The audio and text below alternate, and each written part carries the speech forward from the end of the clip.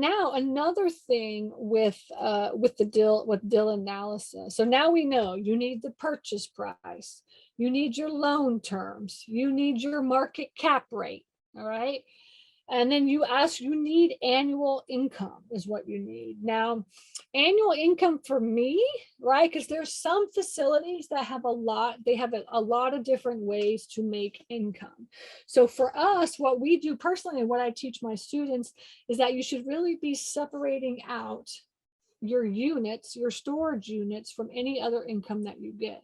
And any other income is going to be like another line item income, right?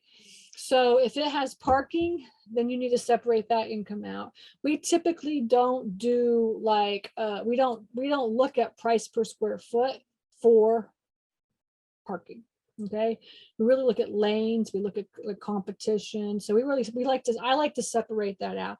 Now, some people will calculate in the price per square foot and calculate out the total square foot and try to figure out how it is that way for parking. But I typically don't do that. What I do is I just separate that out. Say parking is making this much and storage units are making this much. And then if there's an apartment building, it's making this much. If there is, if there's like a commercial space, it's making this much or whatever. So we're really kind of separating all those income streams out. Okay, is what we're doing. Now here it has a yearly receipts or annual income would be at $140,000. That's because it does have it is making it's making $140,000, but I think it has some other income. Let's see. No, maybe not. Annual potential. Actually, oh, no, it's not making, it doesn't have any other income at all. So that's good. So it's making $140,000 a year is what it's making. It's 93 units. 93 units. All right. So that's the only income it has is this 93 units. And its total square footage is at 11,802 square feet. Okay, so you're going to need the number of units, you're going to need total square footage, you're going to need the annual income, the market cap rate, the purchase price. You see how you can really make a good checklist out of what you need to know in order to run deal analysis. And these are all the questions that you should be asking the owner when you talk to the owner. Okay, what's your yearly income? What is your number of units? What's your total square footage, right? This kind of thing. So you don't want to ask the owner, like, what's the cap rate? Because they ain't going to know the cap rate most of the time, right? And, they're not going to, you don't want to ask the owner, like, what are my interest rate? What's the loan interest rate going to be? Because they don't know. But you need to know that for your deal analysis, okay?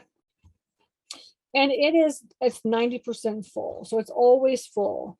And we talked to the owner, he said it's always full. He said, I have a couple of owner units. He said, and those are being used by me. He said, but he said, that's why I'm saying 10%. But he said, everything else is completely full. Okay. All right. So as you can see, those are the inputs in the current areas. This is how you run your as is numbers. Initial clean out and initial repairs. Essentially, this is what's your capex. This is just another way of saying what's your capex. How much is it going to cost you to get this thing up and running? Now, this facility that we got under contract is there ain't nothing wrong with it really. This is like a nice facility. Actually, it's indoor units. It's actually a conversion. That's what it is. It's a conversion. It's a brand new building that has indoor units, climate controlled. The whole thing is climate controlled as well too. That's another thing I didn't bring up. The whole thing is climate controlled. It's indoor conversion is what it is. Okay. And let's see what else. And so yeah. So we looked at this. So everything's climate controlled. We're getting $1.10 per square foot is what we're getting. So that's the price per square foot that we're getting. Okay.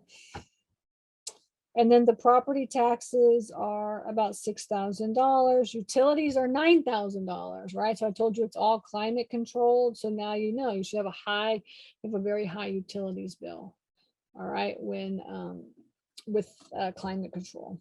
And then the units, but he said actually it's really not that high. I mean, he says not really that much. It comes out to like a little bit less than $1,000 a month. He says like $750, $800 a month, something like that is what it costs. Okay. And then insurance is $600. Okay. And so, and then those are the things that you ask the owner.